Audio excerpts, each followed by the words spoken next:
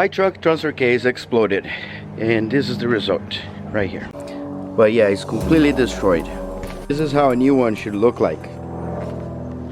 The reason why it failed, which is very important for us to understand, I believe, see this here is broken right there.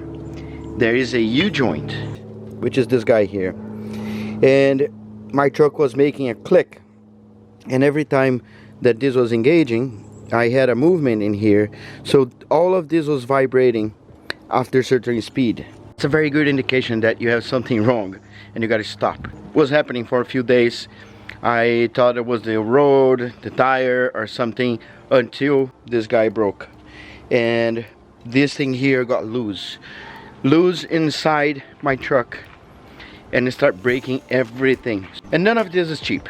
If I sent to a mechanic, probably fair enough, they would charge around $5,000 to fix. I was able to find my transfer case from those guys here, the gear shop, and very cool people. They rebuilt one and sent it to me like in less than a week. I was stoked. And come on that box, of course the box you gotta return, there's a label already. There's also the motor that engages the 4x4. This thing here exploded. I actually have half of it. I saved for you guys. Look at that. That's all that was left. Even this drive shaft, I could reuse it, and I decided not to. I don't want to go through that again. Connector, very hard to find. I end up going to junkyard and getting for 20 bucks. There's one more connector that goes in here. After this long introduction, and I'm sorry, it's very important to understand what happened and why it happened, because if it happened to you, it might save some other people, right? This could break my brake lines. I could lose brake. My fuel line could be broken, and the thing is spinning, could spark. You know, a bunch of stuff could go wrong, and I had 2 kids in the car. All right, I cannot take 4 bolts out of there. I might need to cut. So with a 13mm short socket, if you can move your truck and make the axle spin, great. Mine doesn't, so I am cutting. Look at it. And just so I can access those 4 bolts. Did the cutting wheel, now I'm gonna go sawzall. Finally out. I honestly don't know how to remove this, because how could I take this U-joint out of here without breaking everything like I did? It has a little lock in the middle and didn't have the cap one like that. And now with the 13mm impact wrench, we take it out.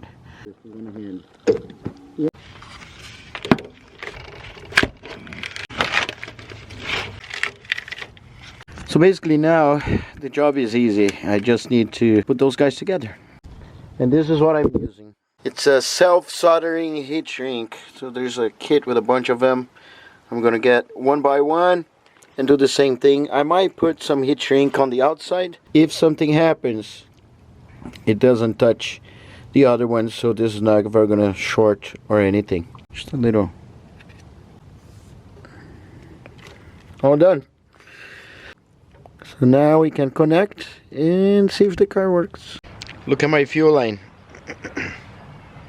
So the front drive shaft, when it was loose, this one, it was hammering everything. And this was one of the other things. This and another brake line.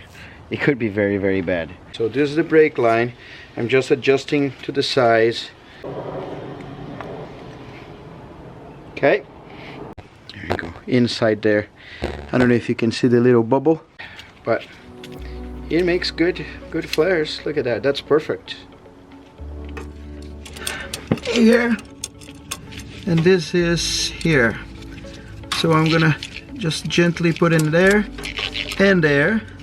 Can't do too much because you screw the connection. This one first.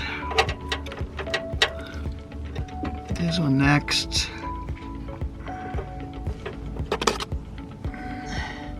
The bottom one is the brake line, which is good.